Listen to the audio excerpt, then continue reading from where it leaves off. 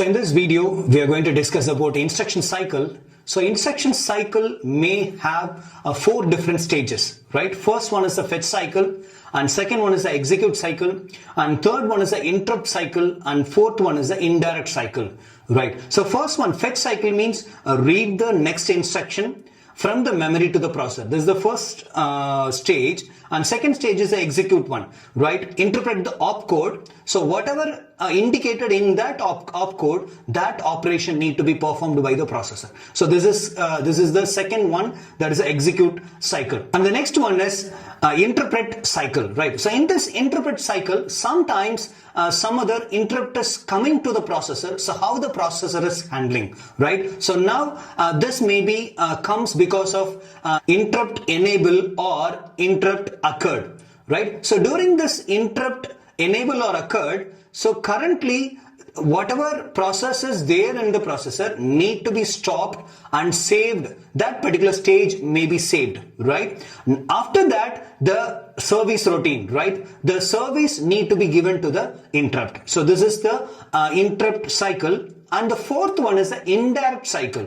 So when this indirect cycle is required, so if the instruction is using the indirect addressing mode, so at that time this indirect cycle may be used during the processor execution. So now we'll see this indirect stage, right? So this indirect stage, the address will be fetched, right? So when this address will be fetched, so if the instruction using the indirect addressing mode, at that time the one more memory access will be required. So regularly in the instruction execution, one memory access will be used. So what that memory access? Example, if the instruction is decoded, so at that time the address calculation will happen. So that address will show you that where the instruction is stored, right? So at that time, example, this address location may not have the particular data. Instead of that, it may have the address reference.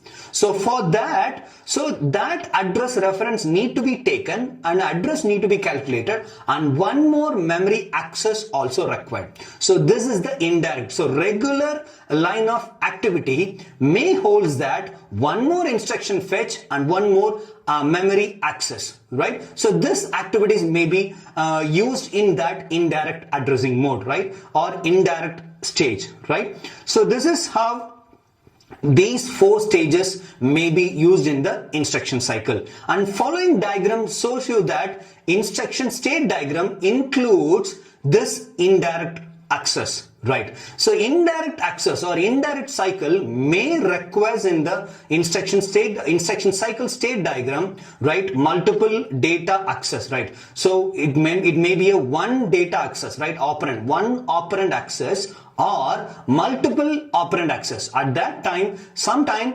one data may use as the indirect addressing mode and another data may not be used as the indirect addressing mode. If both the data are used in the indirect addressing mode, so you need to have the multiple access of memory. That is also required, right? And also you need to store the data also. This is the end of the indirect stage, right? Indirect cycle, right? And next diagram shows you that data access in different levels, right? Different levels means different stages, and fetch cycle and interrupt cycle. In these three cycles, how the data are used, right? So this diagram shows you that fetch cycle, how the data is moving inside the fetch cycle. So first, control unit to the PC. So control unit will gives you the signal to the PC. From PC, right, program counter may have the next instruction address. That address will move to the MAR, that is a memory address register. From the memory address register, the data will move to the address bus because this is the address data. So now this address, from the address bus, the data will move to the memory. There it will find out the memory location. Now from the memory location, the data will move to the data bus. From the data bus, it will move to the memory buffer register, that is MBR. From the memory buffer, the data will move to the instruction register. Now you can see that instruction register will hold the instruction. So after that, it will goes for the execution, right? And next one, you can see that indirect cycle, how the indirect cycle will perform right now.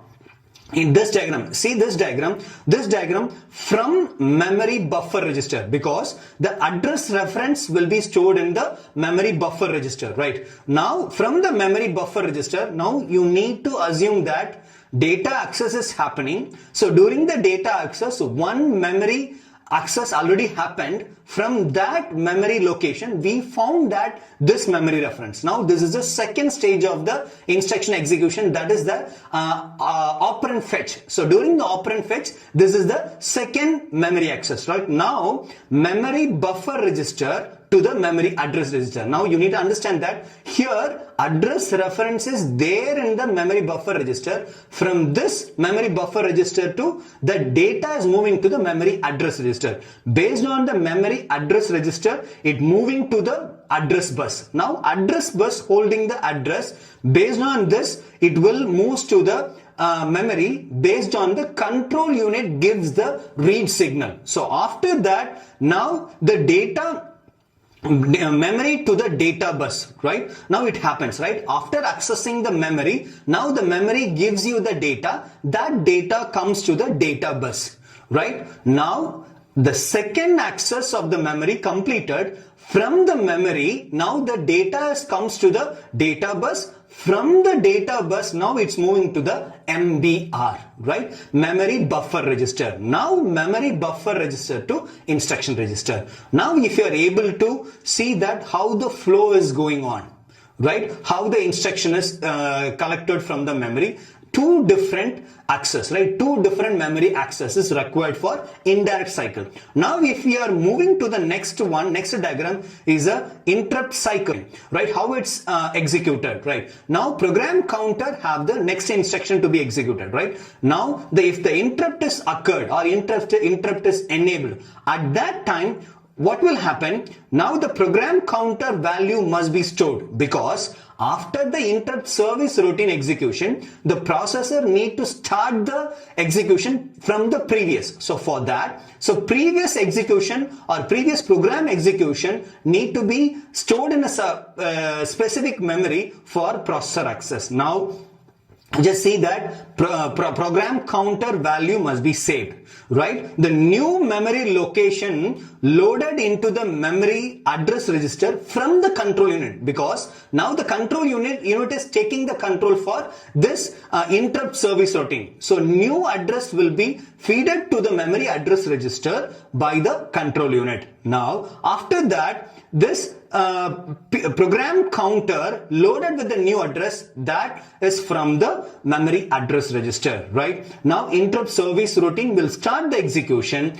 Then after end of this particular interrupt service routine instruction execution, then the processor will start the previous one. So for that, already the memory buffer register stored the data in a particular memory location. That location will be accessed by the memory address register. Then the data will be taken. Then the instruction will be moved to the IR. Then it will continue the regular execution.